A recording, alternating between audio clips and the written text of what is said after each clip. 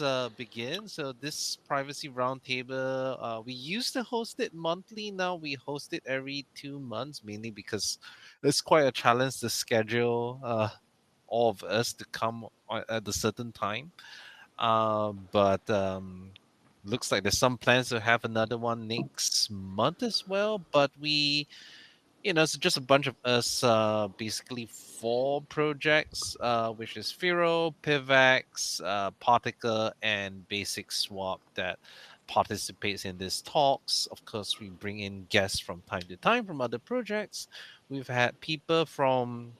Did we have someone from Zcash? I think we did. We had Yes. Monero, and wow, I think we've had quite a few guests on board, and I guess we're open to having others as long as we can, you know, uh, as long as we can accommodate them. So yeah, welcome to this, and I'm Ruben. I'm the project steward of Firo. We are a privacy-focused cryptocurrency. Has been around since 2016 with the previous name called Zcoin. We've done a bunch of pretty, I would say, very influential privacy protocols. I think Pivax also at one point was using zero coin, obviously their Yeah. own implementation, but I guess we all have been growing from that same space. And obviously we don't use zero coin now, but it's been quite a while. So maybe I'll let you go and introduce yourself. Okay. I'm Yanachar. I represent PivX, which is a privacy masternode cryptocurrency. It's very welcoming and easy to use, and meets people's needs for privacy and non-private. It's optional privacy. Cool. Oh, is Dr. Cut back? It's a nine. I am. I Oh, am. great. Yeah. You want to go ahead? So my name's Dr. Cap. I'm one of the lead advisors to the Particle project, which is also the parent project of Basic Swap Dex and the Particle Marketplace. Both offer fully decentralized peer-to-peer solutions for privacy-focused e-commerce and currency change. You could say they are the Swiss, the Swiss banking of e-commerce and currency exchange and dexes. So that's me. Okay, great. And so, just to let you know, I'm not sure if you were here when we were discussing. I understand you wanted to talk a little bit about the Online Safety Act. I only had a quick glance through what that was because I think it's particularly UK specific. Maybe we can talk a bit about that, and then we can, I guess, move on to the hot topic that's ongoing in the privacy world, which is the Qubic and 51% attack of Monero. Burning as we Yeah, speak. that's right. So yeah, maybe Dr. Cup, do you want to give like a rundown of the online UK Online Safety Act and what's actually happening there? Yeah, so the Online Safety Act is pretty interesting. So it's the Online Safety Act 2023 is part of a number of bills that have been passed in the UK within the last couple of years that have where civil liberties campaigners and people who are interested in sort of in freedom of speech and human rights have been quite concerned about the potential impact on freedom of speech. Now, what the Online Safety Act is, in a nutshell, is it's a law that puts a statutory duty Uh, on. are you outside, Cup? I can feel the wind Oh, I am blowing and people so dying in the sorry. background. I am so sorry. I'm just trying to get to a slightly better location. Can you hear me a bit better now? Yes, and we heard like some urgent beeping. Yeah, yeah. Sorry. If I give you the full context of this, it would be hilarious. So, for general background, I am an actual emergency medicine doctor, and I'm currently on my break because I've had a scheduling issue. I've had to cover a colleague due to sickness. However, I am fully engaged with this meeting, but I just forgot to turn off my bleep. Um, so, I'm moving to a slightly more as private a location as I can get, and it has taken me through a couple of windy corridors, unexpectedly windy corridors, unexpectedly windy and windy corridors. But it is all to tell you that this act is quite interesting to me, and I did want to kind of keep to this because the short of it is it puts a statutory duty on website owners to have measures in place to prevent their users, if their users live in the UK, they've got a statutory duty in place to prevent them from accessing content which is potentially harmful, specifically and especially if that content encourages self-harm and content that may be deemed harmful to children. So these are the specific measures, and what they basically said is your practical implementation is either do age verification or implement a system that enables age estimation. Now, this doesn't just affect porno websites or social media platforms, it affects every single website. So this includes random forums. So for example, an impact of the online safety, or the online safety bill is that an online forum for fixing your bike and changing your bike gears has basically had to, a UK-based one, it's had to shut down because they've looked at this legislation and said, there is no way we have the budget or the infrastructure in place. We simply cannot afford to implement the infrastructure required to vet our users or to filter our content in such a way as to prevent or to guarantee that we can prevent harmful content being distributed to minors. So every website owner who serves content to the UK, they either now are in a position where they either have to say, we're not going to serve content to the UK because we can't meet the mandatory and statutory requirements of this law, or we have to invest in redeveloping our websites and ensuring the infrastructure for our websites is in place to actually enable content filtering and to ensure that persons certainly under the age of 18 can't access material that's potentially harmful. So that's the short summary of it.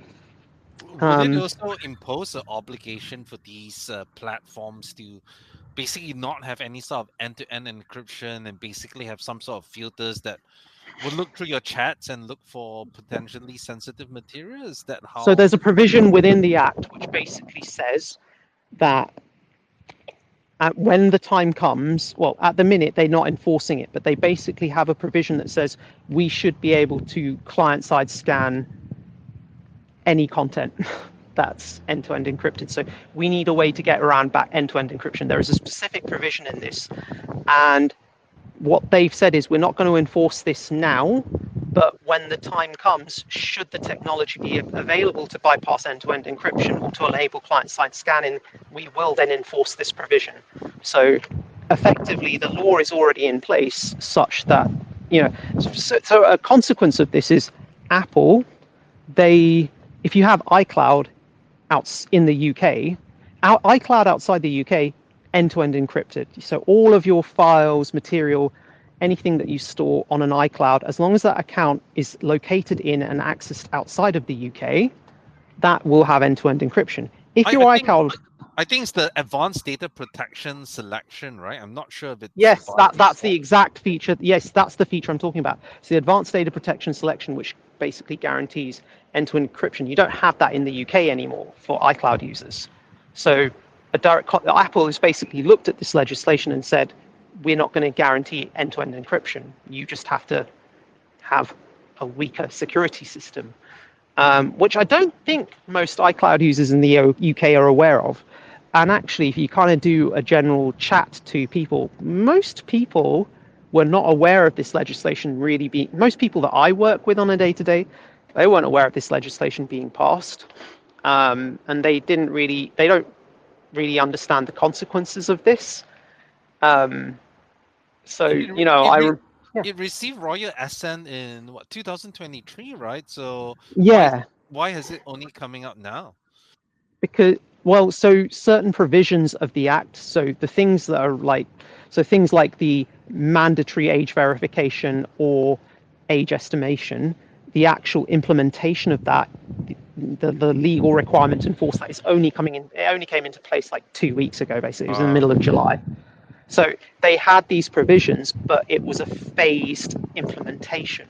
So there are still, as I say, like going to the end-to-end encryption one, at the minute the provision is there, but they will phase the implementation in when they feel when they're practically able to do so.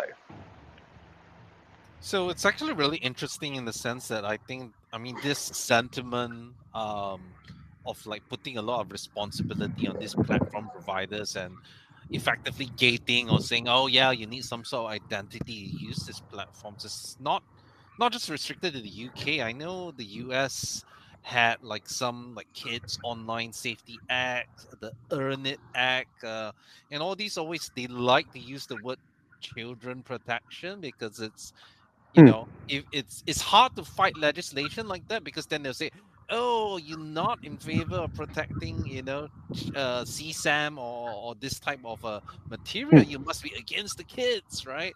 When actually like the ramifications are sometimes so wide that it doesn't just affect children protection, it affects everyone's privacy. Basically to say, oh, let's have a backdoor on every single message, right? And the US, I think at the moment, I understand the Earn It and the COSA Act, they're still kind of like stalled in Congress, but it's just like kind of scary that, these laws are actually gaining a lot of support, even though there's controversy and people fighting it, it can so easily come into law without people realizing it. Like as you said, this online safety act, no one or a lot of people didn't really know what they were going into until the provisions started coming into force, right? And I think that's the case with actually many lawmakers. They don't have the time to actually go ahead of it. And it's more about lobbying and looking good rather than actually digesting every single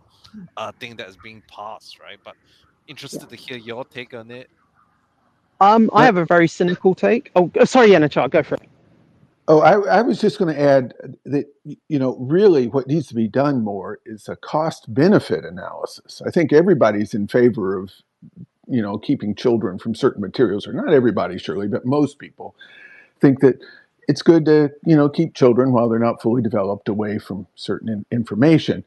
And back in the print days, you could have print material that couldn't be sold to children, and it was easier, to enforce without doing such things like exposing identity for all kinds of things, and in a way that we know, your identity gets exposed and then it gets shared. There's systems out there, so it's a cost benefit analysis, and I think that, my opinion, I think our opinions in general in this call would be, well, you go and you start exposing everybody's identity and digging into who they are, and that will be misused.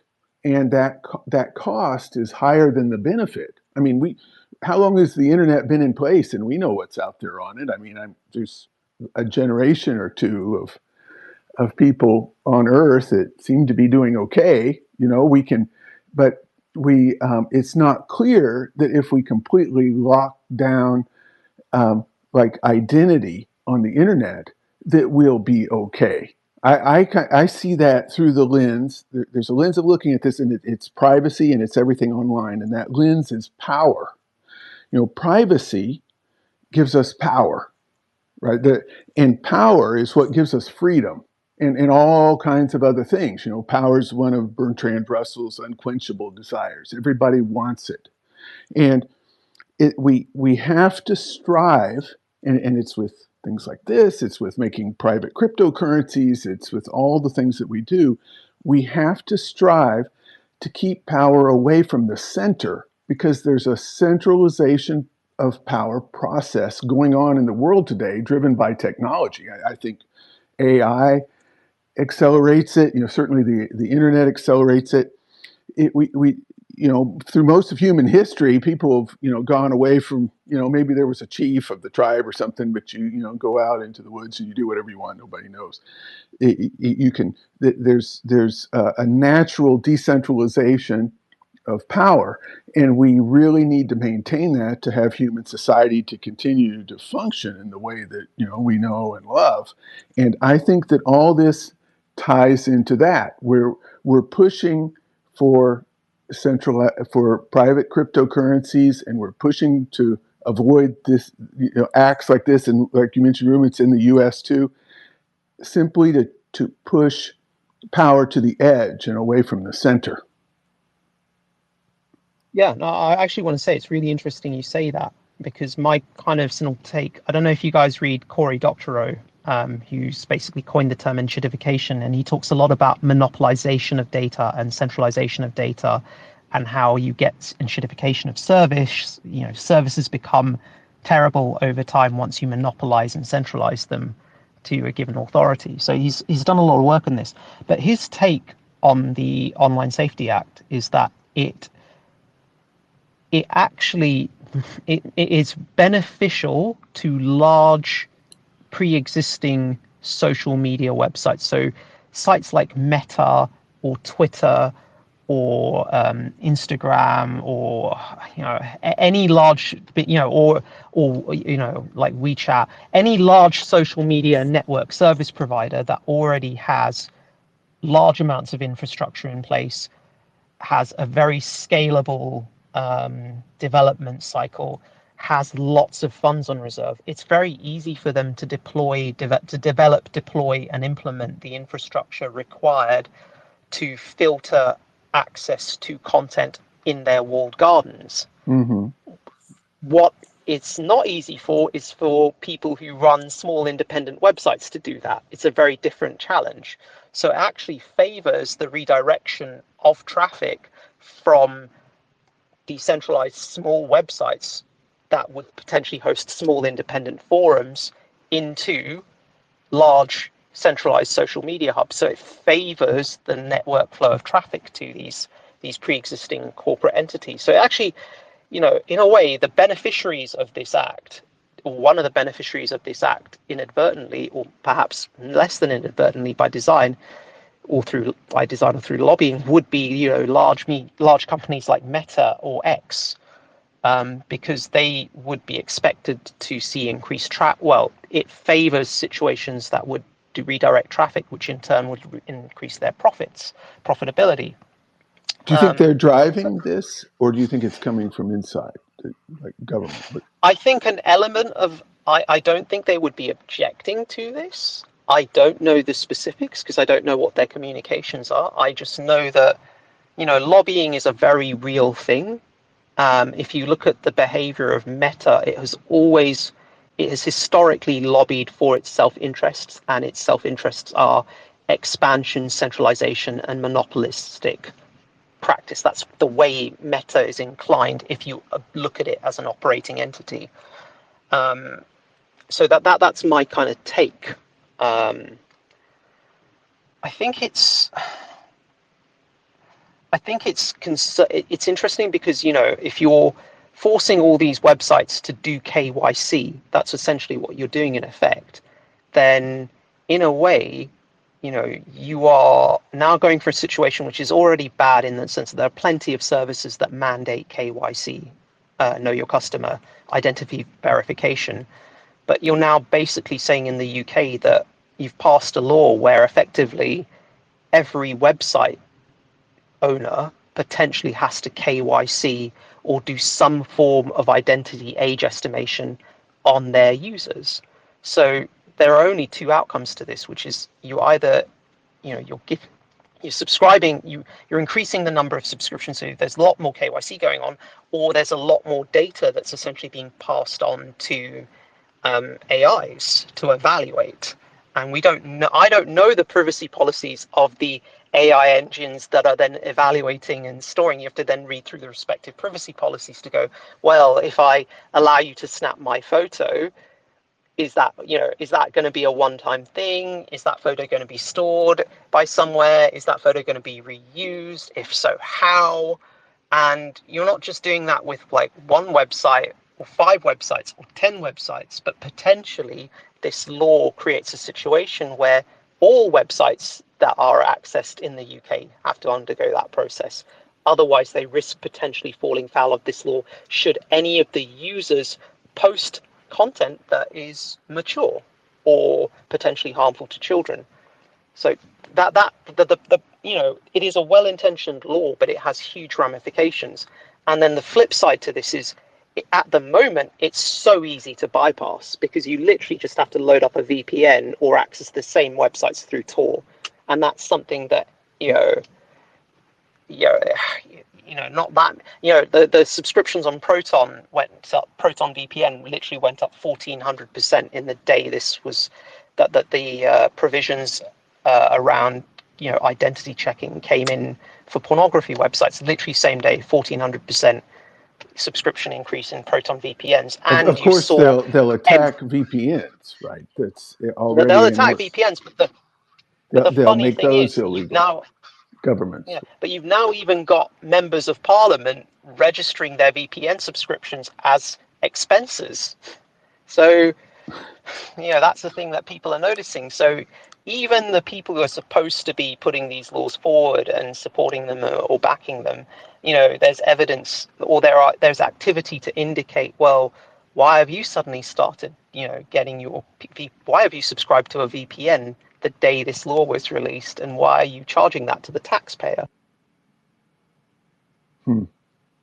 Yeah, and actually, like, when we're talking about lobbyists, I mean, like, as we alluded earlier, this call, this actually, more catered to gamers, but Steam and Itch both are huge game platforms, and Mastercard, because of a lobbyist group, which I forgot the name right now, it's an Australian lobbyist group. They were saying, "Oh, look, Mastercard is facilitating, exploitative content and all of that, right?" And as a result, what has happened is Mastercard then kind of required Steam and Itch to take down almost all adult kind of games on their platform, regardless of whether it was exploitative or not, right?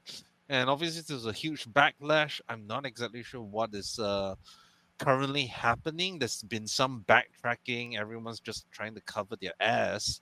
But it shows that even where the platform itself is just like, I actually don't really want to do this, but then the payment gateways, which is why, we talk about like messaging privacy and all of that, but a lot of the time now, especially money is becoming less and less, it's becoming gated, right? You can't. It's not like cash where you can just like use it now. It's like, oh, I need to have permission to use it. Now you can tell me how I can use it and what I can use it for, right? And that's to me a dangerous kind of like slippery slope. And as someone that started a VPN service in 2007, I was also cut off from many payment processes just because they are like, oh yeah, it's potentially harmful, it's not great for us, so I've been at the brunt of that, and that's actually how I got into cryptocurrencies, and especially privacy cryptocurrencies in the first place, right? So So yeah. VPNs are your superhero origin story. Well, it was actually anime, but that's another story. I wanted the VPN to get anime. Well, there have been laws like proposed that like, put big penalties on using VPNs for certain activities in the U.S. I don't know that they've passed. There was one recently that didn't pass, but there's definitely movement in that direction. And VPNs are kind of the pressure valve on all this, right? You get some like a harmful, bad law, and you can work around it with VPNs. But it seems like eventually VPNs will become the target of more laws, and it's we just have to keep pushing for decentralization of all things. Sure. So yeah, Carl, do you have anything to add to that, or should we talk about the Qubic stuff? We're hitting around the halfway Okay, mark, yeah, but we can move to Yeah, Qubic. Yes. What you I think said we you'd can move to researched it. Qubic. Oh, go ahead. No, I was just going to say, I'd say not just decentralization, but end-to-end encryption. You're going to need that combination rather than just Yeah, fair enough. decentralization on its That's right. own. They're both good. They're both good. They're actually both good in all contexts. It's good to have end-to-end encryption even with a centralized service, right? The only other thing I just wanted to add is, it is one thing for the laws to exist, but it's an entirely other thing for them to be enforced. And I know we're working within a 1 hour constraint, but whilst I predict the possibility of anti-VPN laws being passed in the UK, the actual practicalities of enforcing them may be a different matter. That's a very good point. Look, I mean, in China, VPNs are widely used. I know that. Everybody and their grandmother practically uses a VPN. It's not that easy though, because the Chinese actually, like the Great Firewall, they can turn up the settings that even They a can. lot of VPNs start being Yes, they locked down, can. and and even VPNs themselves, they're not the panacea, because like look, there's so many websites now that can detect that you're coming from a VPN. Yep, You like they And they can say nope, we're not allowing it, because although I don't know your true IP address, just because your IP address a couple of other users have used it, or we think that's a VPN IP address, we're not letting you it's access true. this website. Banks do So that a lot. yeah. Bank of America does that. Well, and you're right, Ruben. It appears that the Great Firewall has a dial because sometimes, like Chinese, like people inside China coming to VPNs outside there are available, and then at certain times it becomes less accessible. It's hard, I would imagine, for that dial to go all the way to 10. Right? There's going to be things that are hidden from it, but you're absolutely right. There's some dial that's manipulated in times, like when like there are important events happening in China or the government is meeting, they clearly turn that dial up and stop more VPNs than at other times. Yeah, I think usually it's like when they have a big like communist like leadership meeting, and Right, it tends to be or like Tiananmen like anniversary, right? right, So I think right. Yep, that's right. I guess now is a good segue to the, I guess, the ongoing issue with Qubic and Monero. Hmm. So I mean, I think if any of you are in the privacy coin space, you'll notice that a lot of people are claiming, Monero is being 51% attacked by Qubic. Oh, look, there's proof of a 51% attack. And yeah, Monero, unfortunately, although there has been not really a successful attack despite the claims, the price is taking a beating because of all this FUD and people not quite understanding how proof of work works. But it's also a very interesting look into how what was taught to be, yeah, proof of work is amazing and great, especially alone is the only fair way to protect your coin, is starting to show its cracks, especially if you're looking at commodity mining. That means mining with GPUs or CPUs versus the ASICs, right? Right, And maybe to just kind of frame what is happening, so Qubic's this project, and I don't want to give them too much like shield, because I mean it is quite a predatory right. project, Part of but this is like a marketing campaign on their part. yes, it is a marketing campaign, and this guy come from beyond. He's done some projects like IOTA and stuff like that, and basically, they have a mining component, but the mining component does not contribute to their consensus security. It's merely a ranking. So basically, they have some sort of like validator type of system, and I forgot. I think it's like 600 plus validators, and they basically, these validators like kind of choose to they verify transactions, kind of like a BFT type of consensus mechanism, but they use the mining to rank them. That means like the top 400 or so nodes that do the most mining get to contribute towards the consensus, right? Hmm. And this mining was Is it originally supposed. federated? I mean, are they all coordinated together, or are they kind of independent entities operating? I think it's federated, but I don't see. quote me on Okay. that. But I think the important thing is that the mining doesn't really contribute to this consensus. It's more of like it's just part of it, but it's not part of the security.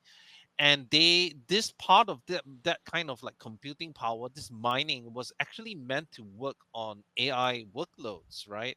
And this is kind of what this Qubic is supposed to do. It's supposed to incentivize like training models and stuff like that. But as a kind of a marketing campaign, they directed that computing power to mine Monero. And Monero, so what they'll do is they directed all of that hash rate to mine Monero. And when they use the Monero, when they mine the Monero, they will use that Monero, sell it for a stable coin, and then use it to buy Qubic, which pushes the price up. And it's kind of this flywheel, right? So it pushes the price up, and because miners, a lot of the time they're just mercenaries. They don't actually care about the project they're mining. They just look and say, "Look, this mining this coin gives me X dollars per per day or something like that, right?" And because of Qubic that's being given as the rewards, and the price of Qubic keeps on rising because they're mining Monero to buy USDT, that USD is then bought Qubic. It's kind of like a Ponzi mechanics. It generates this illusion that yes, mining Qubic is much more profitable than mining Monero directly. And as a result, the Qubic pool has acquired quite a significant amount of hash rate.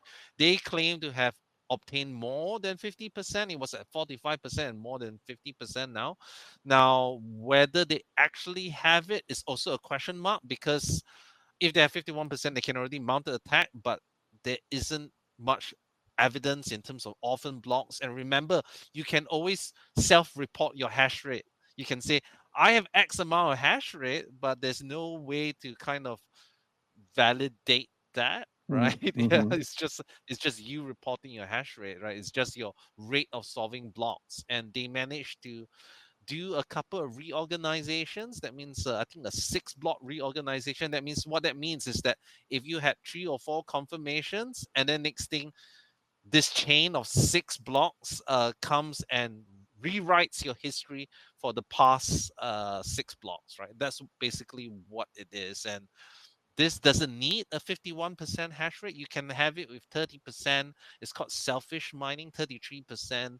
As long as you have a significant amount of hash rate, you can do this type of, I wouldn't call them attacks. The kind of attack, but it's not a 51% attack. It's called a selfish mining attack. Hmm. So yeah, this is kind of like what's going on in a nutshell.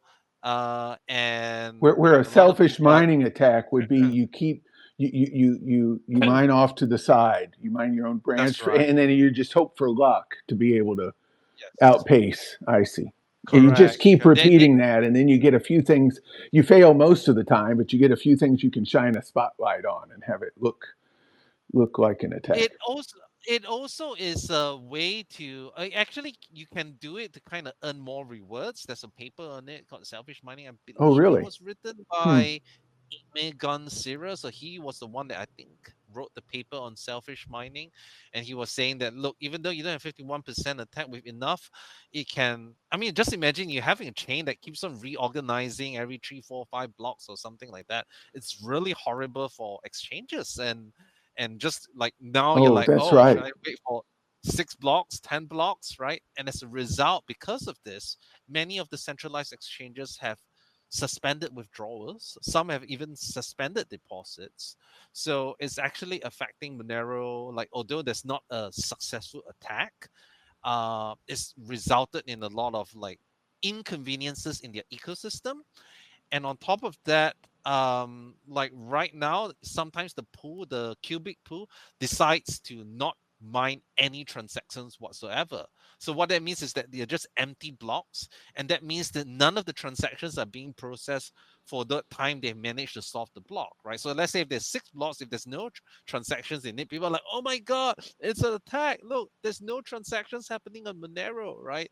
Again, this is all just to create some FUD that that Qubic has successfully taken over Monero, but it is not totally without merit. There is a legitimate attack, and as in, if they manage to have actually enough hash power, this is a you can actually take over the network. They haven't gotten enough there, but other people are dismissing, oh, that's not possible, or using some stupid LLM to tell them explain that Monero is actually immune to 51% attacks, It's not and immune, that's for no, sure. no, it's not. It's totally proof of work, and yeah, they now like Monero research. There's a lot of discussions on how to mitigate this, right? To maybe it's like there's some combination. It could be a hybrid. There's other like very complex proposals that are being considered. So the attack potential is real. The current attack is not successful yet, but it kind of it actually is shining on a very good light on, hey, look, proof of work alone is not as secure as you might think, and you shouldn't rest on your laurels just because you're the dominant coin for a particular class of, like in this case, CPU miners, right? Because remember there was this time, if you're hybrid, you're a scam, only pure proof of work, right? But hey, there's a reason why projects like ours don't use proof of work just alone, right? I think Pivax is now pure proof of stake. We use a hybrid consensus Right. mechanism.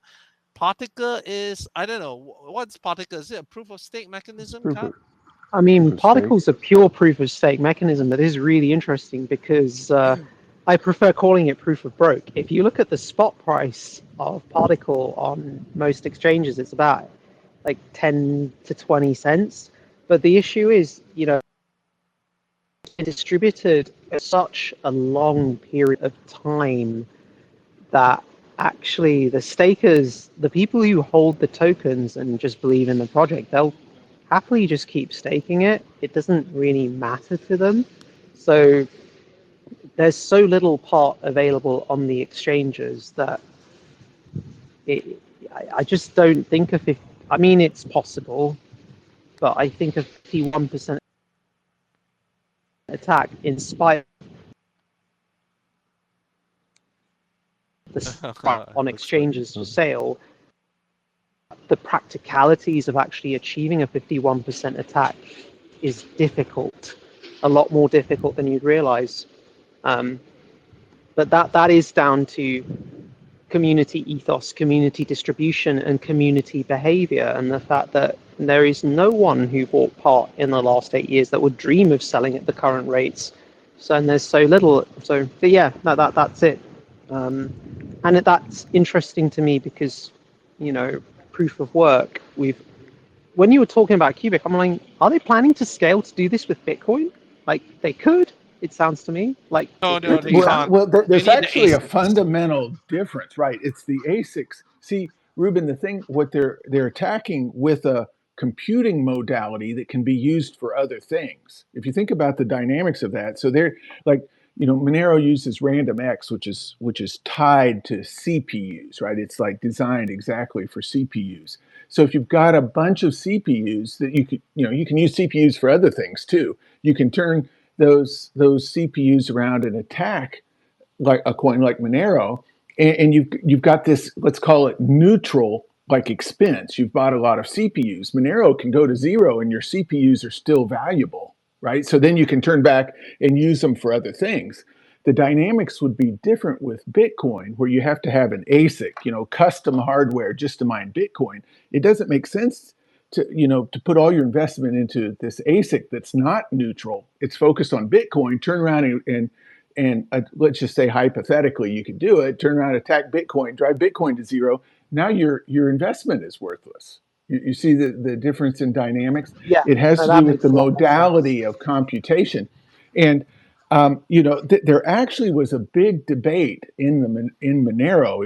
It was kind of not exposed. It was like deep inside, with the developers around the time of Random X. So Monero had this problem. They had an algorithm. It was ASIC resistant, but not ASIC like proof. And so people design ASICs and attack it, and then they change the algorithm a little, and they were doing that like, I don't know, every 6 or 12 months, something like that. And it was not really good because it it put a moral hazard on the people designing the new algorithm. If they leaked out what they were going to do, it would give an advantage to an ASIC designer. So it was a bad situation, and they needed to fix it.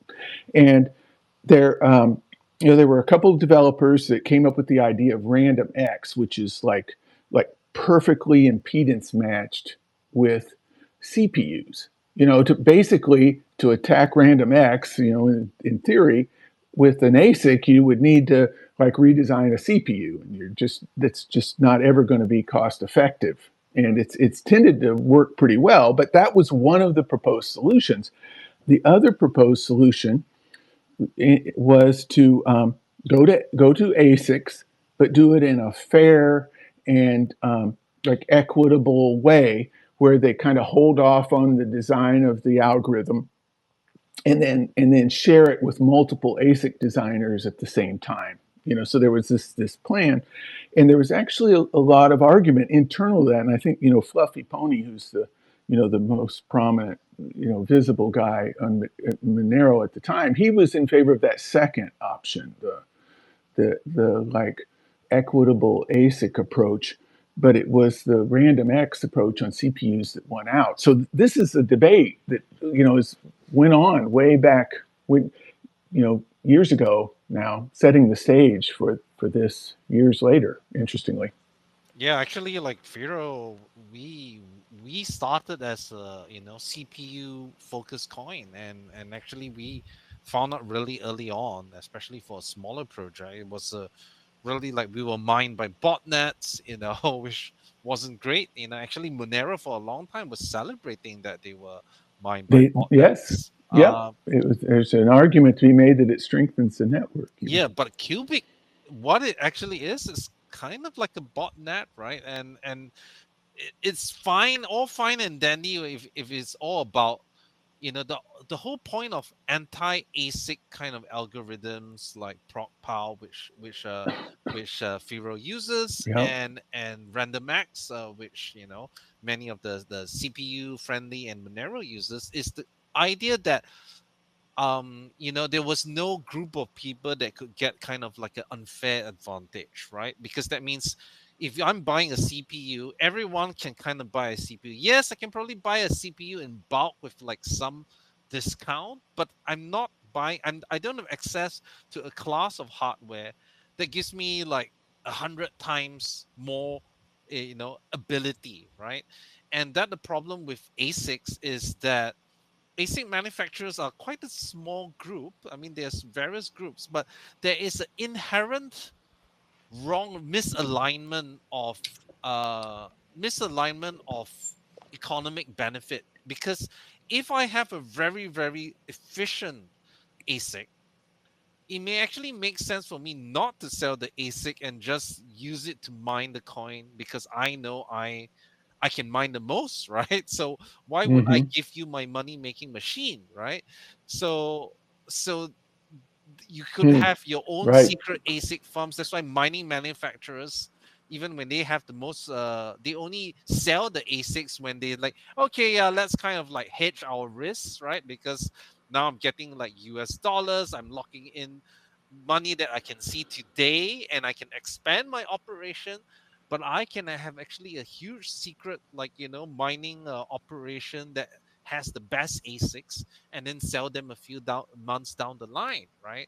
So there's no actually incentive. So like there's this idea, this open ASIC environment, but it doesn't quite make sense, because if I spend all this time to develop a special ASIC that's like 20, 30, 50% better than the competition, what is my incentive as the ASIC manufacturer to share that to the other ASIC manufacturers? No, I would want to keep that Right. advantage to myself. So I also think that the ASIC argument is kind of like, yeah, I mean, in a way, it's a kind of proof of stake, in the sense that you buy an ASIC to mine a specific coin, and if you attack the coin, then your machine is also kind of worthless, right? So yeah, Kat wants to say something. Go ahead. Yeah, I just want to say it's ironic you say that, because actually what the Qubic process you've described is essentially, it's almost a proof of stake concept in some ways, in that you've basically used a derivative system to economically hijack what was an egalitarian mining network. Yep. So, it's funny how you can have egalitarian systems that are designed and intended to be, distributed, decentralized, equitable in terms of accessibility and participation, and yet on top of them, you can cleverly engineer economic incentives using secondary layers that trend towards monopolization. And I think this is something we've seen throughout the history of society. I just find it interesting that you saying ASICs in a way are functionally analogous to a proof of stake system, and I buy that argument. I think that's a very sound argument. I guess my question is, I've always been an advocate for hybrid POS POW systems. That's kind of where my base stance is. But I'm kind of curious to see where you guys stand. Is this a problem that can be solved? I mean, the thing is that at the end of the day, all security, especially in decentralized networks, is either you totally permission it, which is a centralized system in itself, right? Or you have some sort of hybrid system, which is, I wouldn't say that it makes you immune to attacks, right? It just makes it a lot harder in the sense that now you have to do two very separate different things, because like, let's say we proof of work, I can run hash rate, I do all this type of things. It's yes, it is difficult, but it is, if you have access, like for example Qubic has access to this computing power, uh it's only one thing you need to solve, right? With a hybrid system, although now I don't need as much hash rate, but then I also now you also need coins, right? It is kind of very different. Like, the person who has access to a lot of hash rate is not necessarily the person who has a lot of access to coins, right? While the So it's like, even if you have a lot of access to coins, you still need to have access to the hash rate. So that's why I like the hybrid system, because the people who own a lot of coins don't necessarily have that same ability to find that hash rate that Qubic has. But again, it's always just a matter of how much it is, right? If someone comes in with like, yeah, I have like 10 billion to kind of compromise your network, sure, right? I mean, that's that's always about the cost. But I guess in this particular case, it just shows the vulnerability of what is the number one privacy coin in market cap, and probably the number one coin of CPU mining can kind of be derailed by not a very big project. I mean, Qubic, in terms of size and reach and all of that, it kind of shows that, yeah, maybe the security isn't good enough. But back to just talking about proof of stake. Now, not to say that I'm a fan of pure proof of stake. Like, I just like the hybrid mechanism, but there's nothing wrong. But just from a user standpoint, the proof of stake actually offers a better user experience than proof of work, because the nature of proof of work, because it's competitive, the miners go and try to find the blocks and all of that. You are going to get a lot of orphan blocks quite often. That means now and then the confirmation that you thought you had, or the transaction that you thought was confirmed, isn't confirmed. It goes. That's why you need to wait for like X number of confirmations. With proof of stake, it is a concern, but much less, because in proof of stake systems, you choose the validator that is going to choose which transactions go into the block. So everyone kind of agrees, yeah, this validator is the one choosing the block. It's not competitive in nature. It's like, yes, I have more stake. My validator has been selected. Now it's time for me to decide.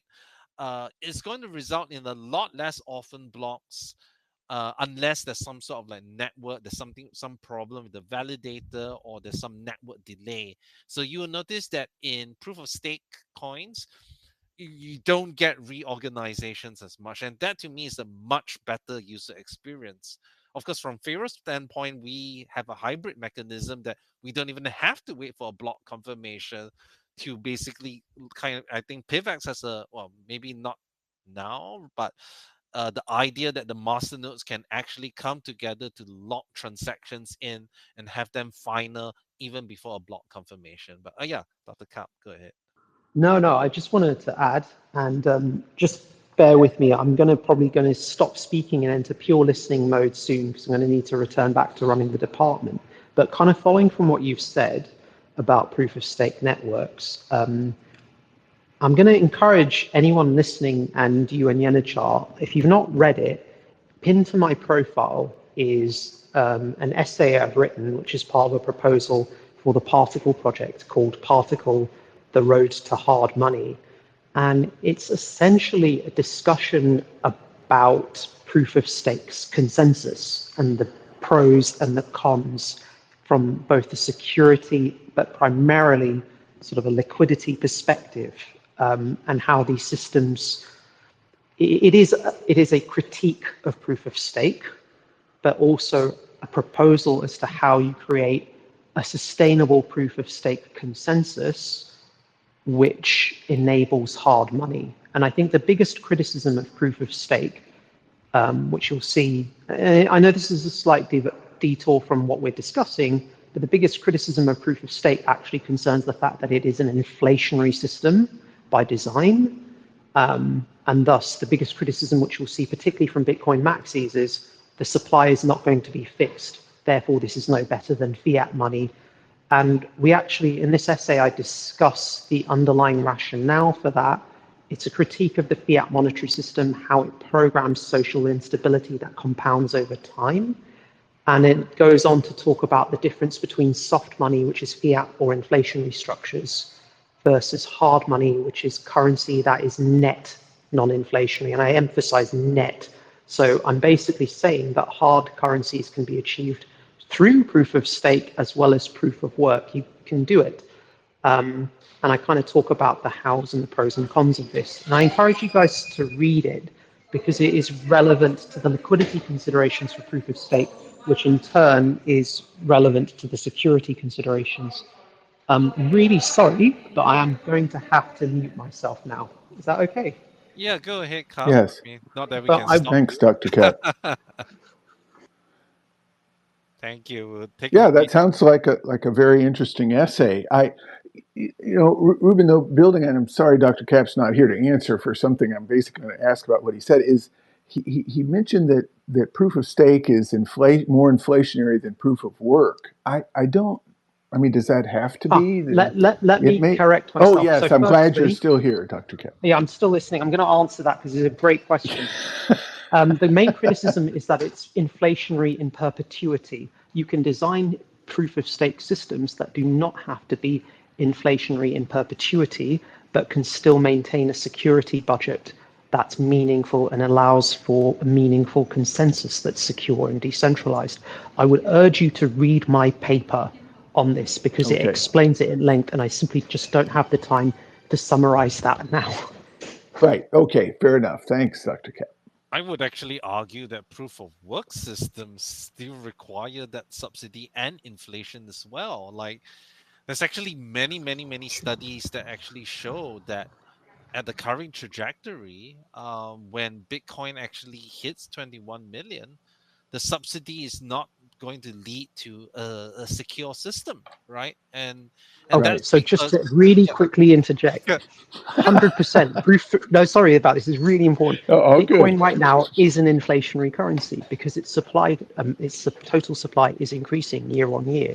When it hits that 21 million cap, it may become a non-inflationary currency, i.e., it will become hard money potentially at that point.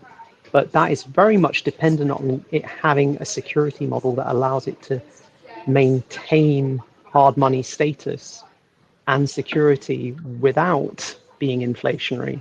So how it achieves that, and that is the market. Bitcoin as of now is marketing because we are trusting that that 21 million cap will be maintained. We don't know that. So I say, if you're strictly speaking, Bitcoin at this moment in time is not hard money, it's soft money, it's inflationary in nature, and that will anger so many people. But that's the truth of it because there's continued issuance. What I'm arguing is there is a way, and I explain it in the paper, there are ways to achieve hard money status using proof of stake systems. And I outline this in detail in that paper. It's called The Road to Hard Money, and it's pinned to my profile. So sorry, I'm going to come out for properly. I've got to take a handover. Bye. Thanks, Dr. Cap. maybe if we come up with an enticing question, we can draw Dr. Cap back again. And let people die just because, like, oh yeah, I gotta answer this question. This person can wait for my emergency help. Right. One thing I would add to that, and what is the like PivX has a fixed reward like per block, or at least Yep. there's a cap on it. There's a way that a treasury can be funded, Yes. that's flexible, but there's a cap, like a fixed like numerical cap on how many PIV, which is the unit of PivX currency, um, are emitted per block. And if you think about it, a system with a fixed emission per block, the um, the inflation rate, if we call the extra creation of the coin the inflation rate, that goes to 0% with Or not time. zero, almost Oh, like it goes trending to zero. right. It goes with time. With time, it goes. Fair enough. Fair enough. That would be the limit as t goes to infinity of the percent goes to zero. Right. If we were to write it out in mathematic form, you're right. It's good to be precise. It trends to zero with time.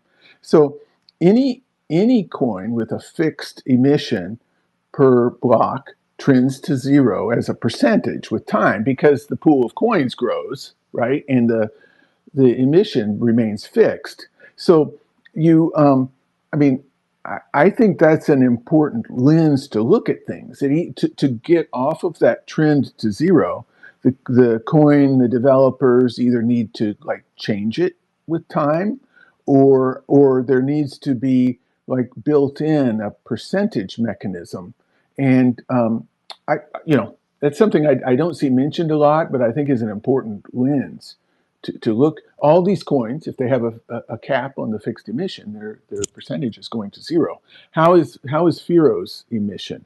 Yeah, it's the same. We have already we used to be fixed at 21.4, but now I think was it like 2 years back, or we've already voted in, the community has voted in to say that there will be a fixed emission at the end. That is at the beginning going to be roughly about 1% of the supply every year, but as time passes it goes lower and lower and lower. And this Hmm. is effectively the same as Pivex, it's the same as Monero. I mean, a fixed emission, Monero if has a as long fixed as it's not emission. going to be a huge percentage of the supply each year, it's effectively what we call a tail emission, right? And a tail emission doesn't, well, I mean, yes, you can say it's technically infinite supply, but it isn't. Like, if you draw a graph, you can kind of understand, like, it's like, if I draw this graph long enough, right, and I emit like 0.01 coins per year,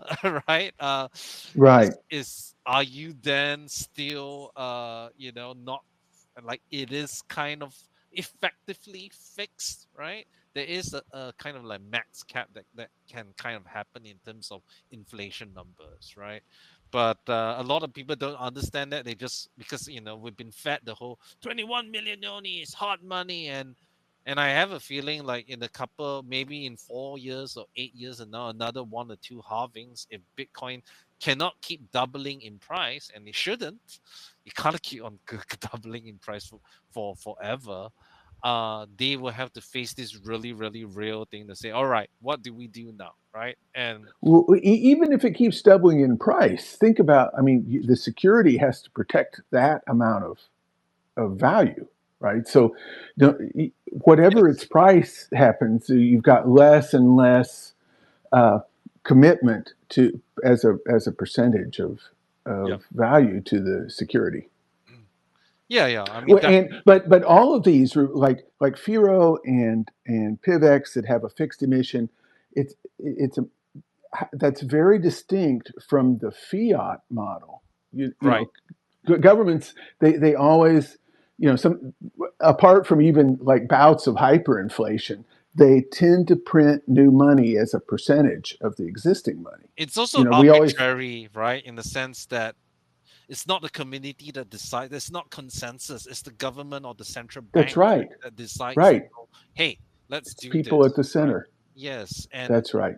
and like the US dollars, what 60-70% of the supply has been printed since COVID or during COVID period, right? And It's right. It's crazy. no one voted to say yes, let's do that. It's a bunch of people, and I guess that to me is the difference. It's like, doesn't just because you have a fixed emission and maybe technically infinite supply doesn't stop it, because the fact that you cannot just simply change, and the fact that it's like it's not an arbitrary thing. It's not like, let's like print 50% of the supply or something like that, right? it's Hmm. it's a fixed amount. Everyone can expect what's happening, everyone can plan what's happening, and if any sort of decision has to be made, it has to be decided by the community at large, not just a group of bankers, a group of government or like people that say, hey, yeah, we need money, let's print, and because we are the number one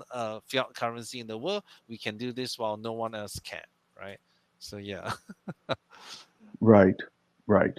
So anyway, we've come up to the 1 hour mark. Maybe we should open and check. Does anyone want to ask any questions? You can either ask in the comments. I saw that Eric made a comment about cell phone, laptops, and NPU units. But if anyone wants to ask a question, either you can request to be a speaker and we'll let you ask your question, and or you can just write in the comments if you're a bit more shy.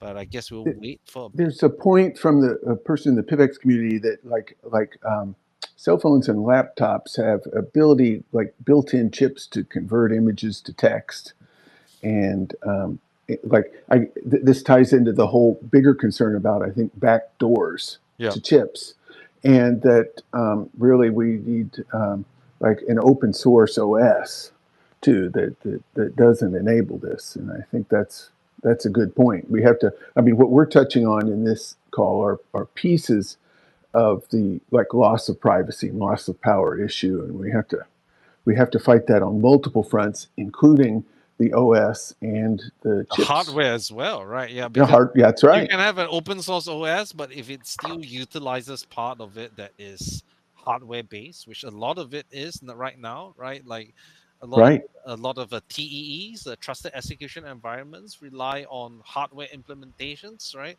So it's not enough that the OS itself, like Graphene OS, is open source, right? Then they try to do their best to be as resilient as possible, but they're still relying on certain parts of Google hardware. Some of it's not totally documented, if I'm not mistaken. But hmm, yeah, it's something to consider. right. Right. I don't see anybody asking any questions. Let me just refresh to make sure we didn't miss anything. I don't see anyone putting up any hands up. But yeah, I guess maybe this is a good time to end, unless Yanusha, you want to add anything? Oh, it was a great discussion on important matters, both enduring, like KYC. It's mattered for a long time. It'll continue to matter into the future, and also the like immediate issue at hand with Qubic and Monero. Yeah, cool. All right, yeah, cool. So thanks so much, Dr. Cap. Maybe he can listen to the Yes. thanks. But this Thanks, Dr. this Cap. entire space is recorded, and we'll be placing it on our YouTube channel, I guess, in I don't know. Maybe it depends how fast AJ gets to it, but I guess like a couple of days at least. So yeah, even if you're listening at a later time, you can always leave comments. We try to monitor all of them and answer any questions that you have. And I would like to thank Pivex, Dr. Cut from both Particle and Basic Swap, and AJ for organizing these, and Leah, from the Pivex community that whips us all together and tries to say, hey, hey, hey, let's get one of these things together. So a Yes. huge thank you to Leah as well. So yeah, that's us signing off. And yeah, hopefully we'll get one in September. We'll see how it goes. And maybe we can get the guests. Right? Actually, were supposed to have Melee DVPN, but we couldn't make the stuff, the schedules work. Yeah. Right. Hopefully next time. All right. Thanks, Ruben. Take Thank you. care. Bye. Bye. Latest, guys, and thank you once again.